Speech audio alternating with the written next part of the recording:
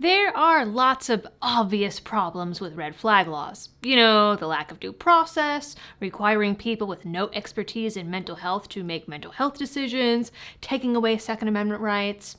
The list goes on. Whenever I talk about red flags on this channel, I've also mentioned how most places don't have the sheer manpower to enforce them, let alone the rest of the gun control that usually gets tacked on. Now, New York is having exactly that problem, with state orders to make sure they file more orders because, yes, that's actually a thing. Cops are so busy taking people's guns that they don't have time anymore to make arrests or solve crimes. Though Kathy Hochul told us all during her campaign run that being worried about crime is racist anyway, so I guess everything is just going according to plan.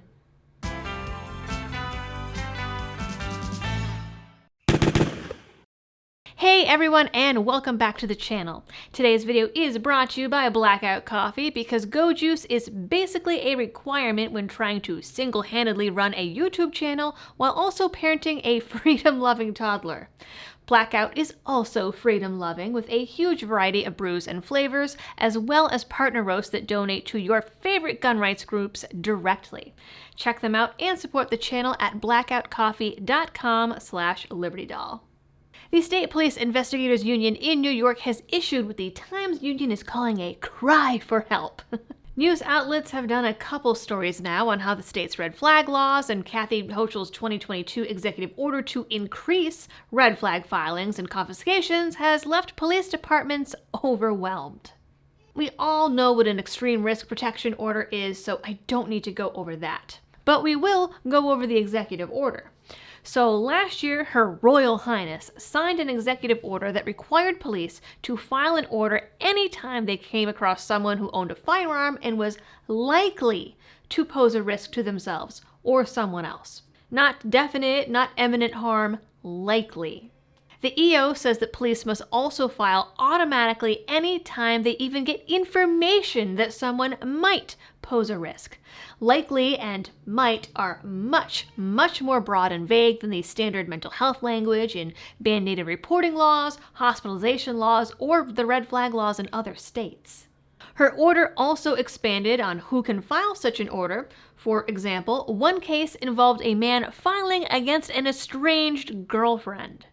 Estranged as in, like, they don't even talk anymore. And while the law was found unconstitutional, as I reported in this video, the law is not gone. The problem, according to the courts, was that the law doesn't require mental health experts to weigh in. So as long as the cops or courts consult with a therapist, social worker, or a psychiatrist, it's all peachy keen.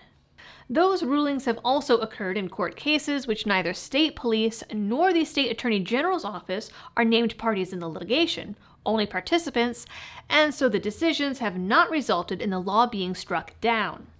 Still, other judges have upheld the law, saying that red flags do not and should not require, quote, fact-based inquiry to take guns, which holy shit, talk about saying the quiet part out loud.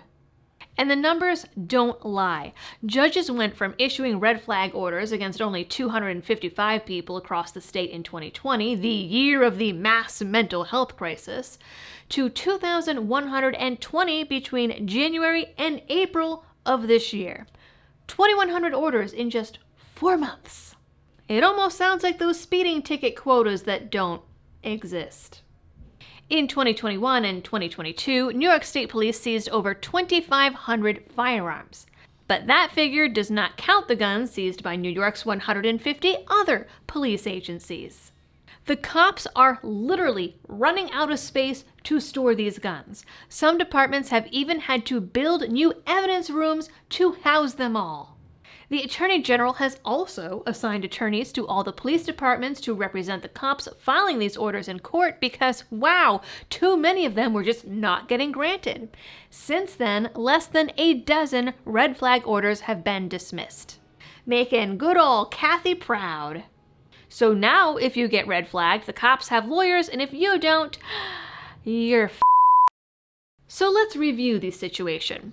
New York has had a decrease in police, an increase in red flags, and an astronomical increase in crime. Crime that is, according to Hochul, completely imaginary, so I guess it's no surprise that she has police departments completely abandoning it. All in all, New York is super safe, guys, and if you don't think so, you're a white supremacist.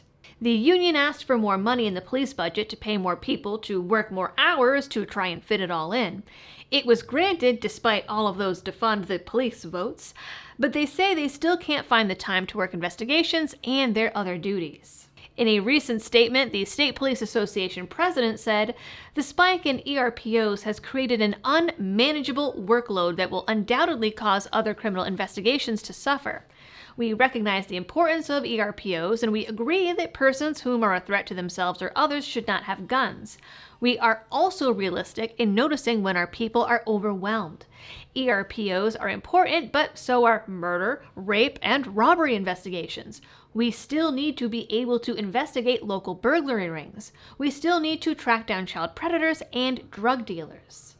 But if the last few years are any indication, the left's key points these days are defunding the police, taking guns, supporting thieves, and protecting groomers, so I guess for them, this is less of a problem and more of a solution.